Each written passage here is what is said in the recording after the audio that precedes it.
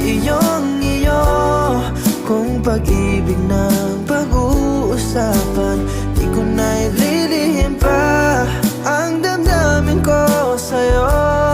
Sa akin ay gusto kita. Kahit sabihin na mali ako, alipin mo o bihag mo, ako'y iyong iyo. Kung pag-ibig na